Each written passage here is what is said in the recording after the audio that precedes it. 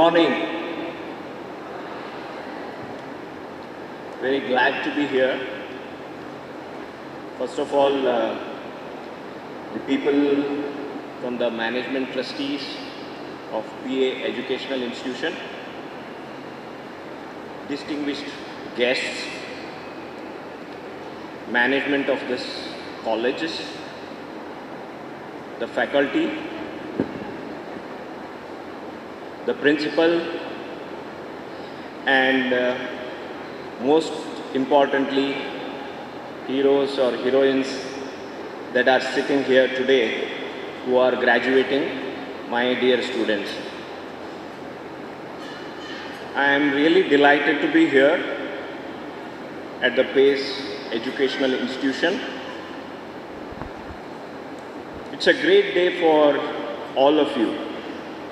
You know, I pass by this PACE entrance almost every day, and for last probably 10-12 years, and I'm always curious when will I actually come here, and I'm fortunate to be here in the institution.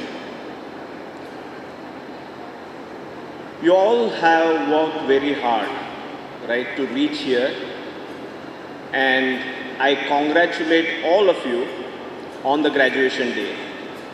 So a huge round of applause for all of you. It's always a great feeling, right, when you finish your graduation. There's a feeling of accomplishment. It is that feeling of the day when you join the institution, right? There's always an anxiety of what will happen next.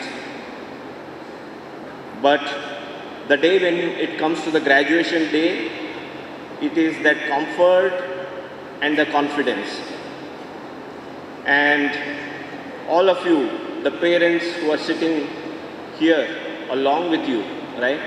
It's all an inspiration that they have all, pushed you to be able to accomplish what you are today. I did experience this, long time ago when somebody is invited as a chief guest. There is always a feeling that, I have grown old now because you are becoming a chief guest. I did my engineering more than 25 years back, and there is a share of excitement when there is graduation happening. And it was about 5 years back, I did my executive management course in Stanford University. So it's not long ago that I did cherish my kind of graduation in that short course.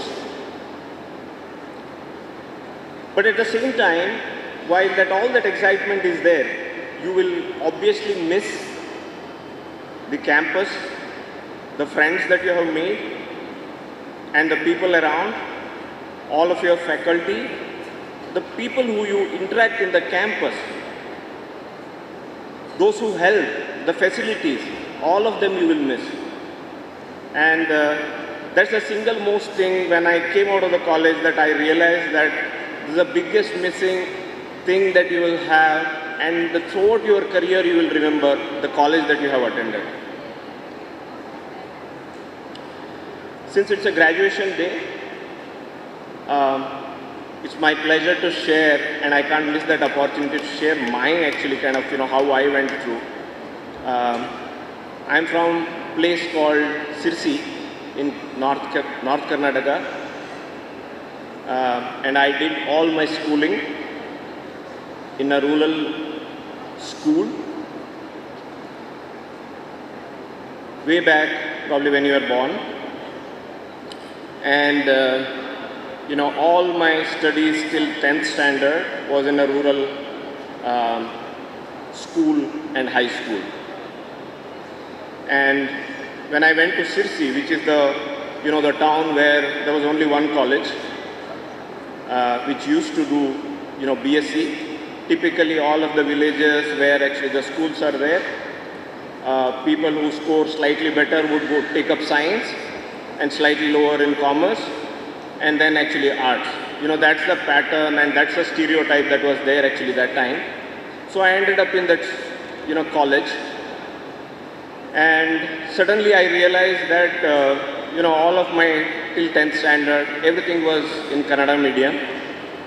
And I come here in the college, where the people in the city who are well versed with English, and suddenly you felt that from the school that you have studied, where you thought that you are up there and you are doing well, and suddenly you realize that you are really struggling.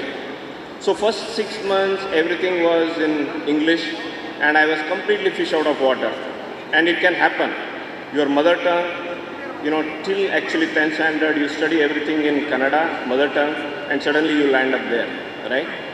And I thought I am in the best of the students, and suddenly I realized that I am actually almost at the bottom and I have to start from the scratch. So first 6 months, since I was going from my village to my college, every day the travel time was 3 hours. And after 6 months, I realized that, this is not going to work. I took a call that I need to work harder. So I actually stayed very close to my college. So I cut down actually my travel time by 3 hours. So I studied hard. And I realized that, the working hard, there is no shortcut in this whole thing. Come in the first year and second year, I actually came first in the college as well. So all it takes is working hard, and soon I got into an engineering college, and then I finished my graduation as well, and then I attended Infosys. That time actually the campus interview was not there. Typically you will have people taking the interview, looking at the newspaper. Hardly actually, maybe 5% of the people used to get job. It was a difficult time back in 1996. So I actually took the, bunch of people applied for Mangalore had an openings, and lots of people applied. And then I also went through the written test and the interview that was there. And there also actually I faced a problem, right? The guys who actually attended the interview after clearing the written test, one of them actually came to me and said, the guy who is interviewing, he seems to be a notorious guy, so be careful about him. He said actually that,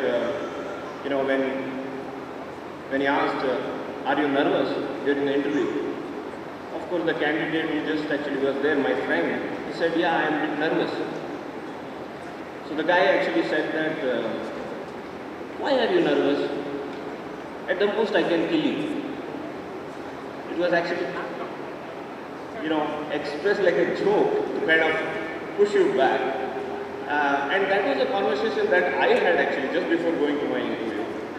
And I felt that, actually he said maybe it was not necessary, but I felt that actually, what's the worst thing that can happen, right? So I felt that, and of course I cleared actually, and maybe 1% of the people who applied actually got to the job. I'm telling this story because in your life, in your graduation, after the graduation, when you get into actually the real world, and when you are actually venturing into the adulthood, you will face this kind of a situation multiple times, where you will have to come out of the adverse situation. I'm sharing these examples because it is extremely important that you are able to handle the situation in a very, very positive way, right? Never ever think that you are inferior to anybody.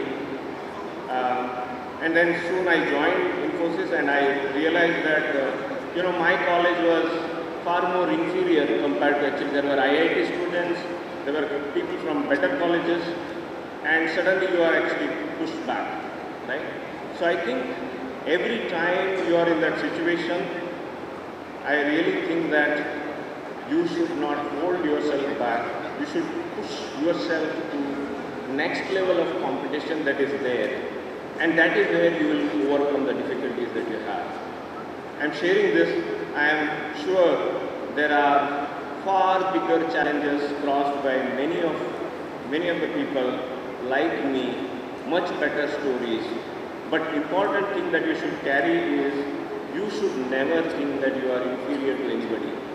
The schools, the education, which institution you come from, all those doesn't matter when you are actually in the professional life. What matters is what you do in that job, in your company, or what you start, right? All those things matters the most, and never think actually yourself and hold back.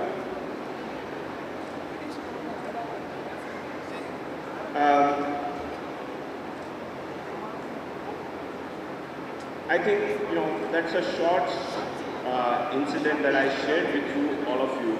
Now I want to kind of quickly touch upon, what you have as an opportunity, right? I'm sure some of you would know, especially the MBA students here, just before independence, just before British came to India, how the situation was in India. If you guys have read the history well, before British came in, India's wealth, the GDP of India was 25% of the world, 25% in the 17th century, right? And when British left India, we were less than 5% of the wealth. Our GDP came low as 2.5% of the overall world's GDP, right? I think this is very important because India has the wealth of the people and the knowledge, right, which actually conquer the world. Now, if you remember actually what happened in 1991, now we actually look at many of the countries which are in trouble, right? Exactly the same situation was there in 1991. We were struggling to repay the loan, and we had actually set aside gold to be sold to pay the debt. This happened not long ago, right? 1991. And 1992 is when we have taken a call to liberalize, which is basically, how do we create more jobs for the people? How do we, make our education more accessible? So since then, we have been growing much faster at about 4% to 8% in GDP, and today we are 7.5% to 10% of the GDP, right? So next 20-30 years is India's journey. There's a humongous opportunity that is available. Think about actually if India grows at every year 7 to 8% in the GDP, the number of jobs that will be created will be millions. So I look at all of you young students, you have an enormous opportunity that is waiting. The phenomenon of the slump, right now there is a little bit of slump on the jobs. These are very temporary. We will get through this very quickly. 6 months, 12 months, things will change very, very dramatically. So I want you to look at every opportunity that it presents. India is in a driver's seat. The kind of investment that is happening on the digital, right? I'm sure you would have heard not just the physical infrastructure, which is all roads, airports, etc., but the digital infrastructure, which is the likes of Aadhaar, which is the likes of payment system, and the data. These are the pillars of actually how things will evolve. Today, I don't know if you have read actually, we used to have 1,000 startups about 10-15 years back. Today we have 95,000 startups in India, which is the fastest number of startups getting added. So my advice to all of you is, there is a tremendous opportunity. All of you are extremely talented. Remember, nobody should think that they are inferior to anybody. There is always opportunity. You should find what is your passion, where do you want to invest time, where do you would like to work hard so that you can be the brightest future of the country. So I take this opportunity to congratulate once again all of you for working hard, and all the parents sitting at the back as well for supporting all of you. I see a lot of girls in this crowd who are graduating as well. It is extremely nice to see that mix of girls and boys who are actually graduating as well. The more that happens, we will progress as a country. So once again, I congratulate all of you. You have an extremely bright future. And like I said, my philosophy is always think positive, and positive things will happen. I thank the management of PACE Institution, the principal, and all of you for inviting me here. It's my pleasure to address all of you, and congratulations once again.